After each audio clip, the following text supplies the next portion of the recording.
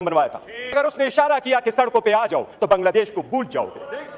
ये ईमान नहीं चल पाएगा, ये कौम सफर हो जाएगी, ये डेमोक्रेसी खत्म हो जाएगी, ये स्पेस आपका कोई और ले जाएगा, ये गैर सियासी कुव्वतें आपकी ले जाएगी। मौजूदा हुकूमत में अगर इतनी ही पावरफुल है, ख्वाजा साद रफीक को किसने अपलोड करवाया?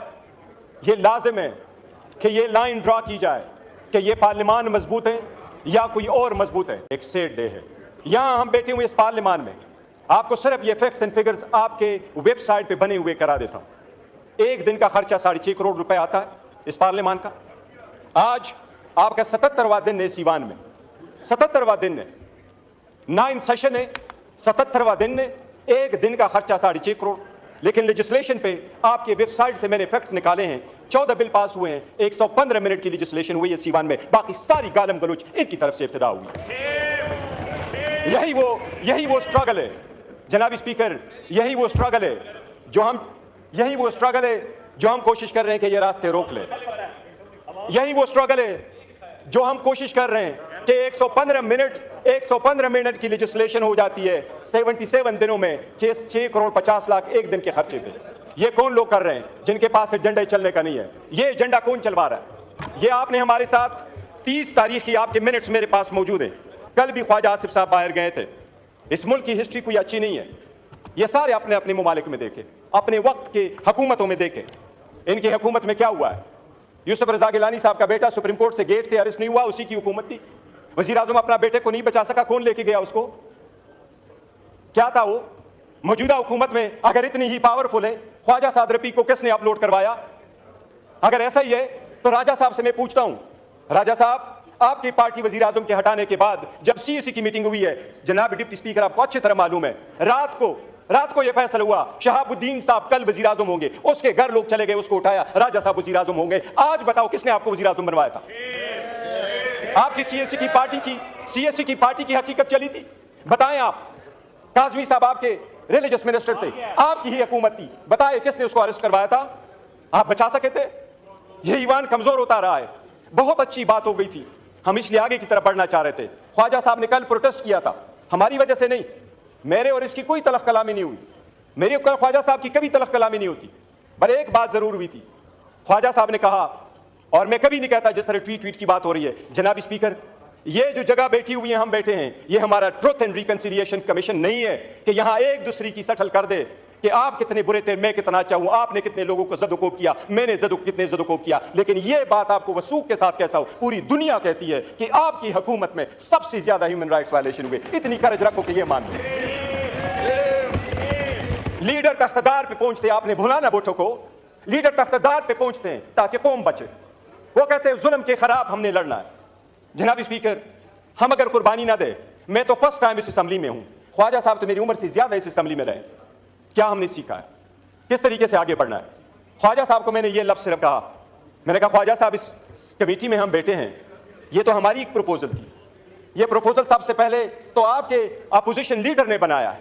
मैं इस बंदे को बड़ा दाद देता हूं, I am so proud of your legacy Umar, so proud of your legacy. ये लेगेसी है। बताएं 22 साल में एक लफ्ज कोई एक बंदे का निकाले कि इस ईवान से स्पंज हुआ, हम सारे बाहर चले जाएंगे। इस ईवान में जब 22 साल रहा है, एक लफ्ज कोई स्पंज होने वाला बताए। मैंने आपसे कल रिक्वेस्ट की थी ख्वाजा साहब से, मैंने कहा ख्वाजा साहब हम बड़े दिल खोल के आपके साथ बैठे हैं, हमें स्पॉइलर फिगर नहीं बनना चाहिए, हमें हेट फिगर नहीं बनना चाहिए, हमें अब आइसोलेट करके इस मैटर को रिजॉल्व करना चाहिए। कि मिनिस्टर होते हुए आप हमारे ग्रीवियंसेस नहीं सुन सकते, इस वक्त ग्रीवियंसेस हमारे हैं। मैंने के नाम लेकर के कहा कि ये 5 महीने हमारे मिसिंग है, उनकी फैमिली मेंबर्स के साथ क्या हो रहा है, ये अगर आप नहीं हो सकते तो मैंने कहा ख्वाजा साहब हमारी बड़ी कोशिश है, हम चाहते हैं कि आप सीट पे रहें, लेकिन फिर आपका इस्तेका कि बेशक आप स्पीकर को कहें आप ये न रहे। इसी वजह से क्या हो जाएगा, ये ईवान नहीं चल पाएगा, ये कौम सफर हो जाएगी, ये डेमोक्रेसी खत्म हो जाएगी, ये स्पेस आपका कोई और ले जाएगा, ये गैर सियासी कुव्वतें आपकी ले जाएगी, ये इंतहा पसंद कुव्वतें आपकी आ जाएगी। ये जिसको आप कहते हैं आइसोलेट करते हैं, अच्छी तरह देख ले कि आप पूरी दुनिया इस बात की गवाही नहीं दे रही कि पाकिस्तान तहरीक इंसाफ इस वक्त 70% अवाम की सपोर्ट है। मैं आपको स्पीकर साहब वसूख के साथ कहता हूं, यह 70% पाकिस्तान वो कैदी 804 के इशारे पे उठता है। याद रखो, उस दिन से डरो जो वो हंगर स्ट्राइक पे गया, और अगर उसने इशारा किया कि सड़कों पे आ जाओ तो बांग्लादेश को भूल जाओगे। पर वही है वही है और हम हैं। हम यही चाहते हैं कि माजी को भूल जाओ, पाकिस्तान को रवंडा नहीं बनाना, पाकिस्तान को नहीं रवंडा हमने बनाना, पाकिस्तान को बेहतर करना है। खुदा के लिए ये ईवान में बैठ करके ये जो हम पढ़ते हैं ना, ये आईन की ओथ जब उठाते हैं तो हम कहते हैं कि अपने पर्सनल इंटरेस्ट को हम सेक्रीफाइस करेंगे कौम की। ये पावर इख्तिदार आनी जानी चीज है, ये कौम की अमानत है। पावर आए तो इसका मतलब ये नहीं है कि हम लोगों को जेर करें। कभी ये कोशिश ना करें कि उनमें से कौन जीता कौन हारता है। हमारे हार और जीत में ये पार्लियामान हार जाएगा, हम उधर के उधर रह जाएंगे। जनाब deputy speaker, it is time है कि कॉमन सेंस प्रिवेल करें। अगर कोई केस कोर्ट में मौजूद है, मैं खान के किस किस केस को उठा दूं? साइफर का उठाऊं, इद्दत का उठाऊं, तो शहाना का उठाऊं, फिर आप लोगों का उठाऊं। ख्वाजा साहब 2013 में सुप्रीम कोर्ट के ऑर्डर के मुताबिक आपके केस में 45,000 वोट बोगस नहीं थे। वो आपके वोट क्यों बोगस थे? मैं डिमांड नहीं करता। क्या हाई कोर्ट के 3 जजेस ने आपके खिलाफ इकामे पे डिस्क्वालीफाई नहीं किया? क्या 2018 में आप खुद नहीं कहते कि मैंने फोन किया मुझे जितवाया गया? 2024 आया, आज का आपके पास इलेक्शन कमीशन का वेरीफाइड लिस्ट नहीं है। ख्वाजा साहब, मेरी सबसे दरखास्त, पहले मैं अपने फिर आपसे, अगर हमने यहाँ अपनी आवाम की नुमाइंदगी करनी है तो भूल जाए हम में से कौन अच्छा है। जिन्होंने पारसाई के दावे करने हैं वो अपने तरफ सारे दो करते। हमारे खानों में ये हम जो चाहते हैं बेहतर, हम ये चाहते हैं कि जो जनाब स्पीकर, आज मेरा एक अच्छा प्रोग्रेस हुआ है हमारी कमेटी में, एक अल्हम्दुलिल्लाह सब कमेटी बनी है। वो कमेटी में हम जाके प्रिविलेजेस और इम्यूनिटीज पे बात कर रहे हैं।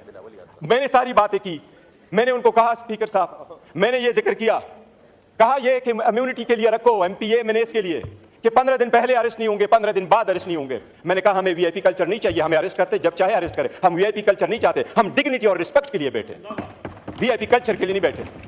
हमें स्पेशली ना खड़ा करो कि आपको VIP पास इशू, आप एयरपोर्ट में चले जाओ। हम क्यों में खड़े होंगे? अमेरिकन की तरह हम जाएंगे, ब्रिटिश की तरह हम सारे जाएंगे। जनाब स्पीकर, एक नई शुरुआत की जरूरत होगी अगर मुल्क को बचाना है। अगर हमने किसी थर्ड फोर्स को ये पावर नहीं देना तो एक स्टेप बैक भी जाना पड़े तो हमें जाना होगा।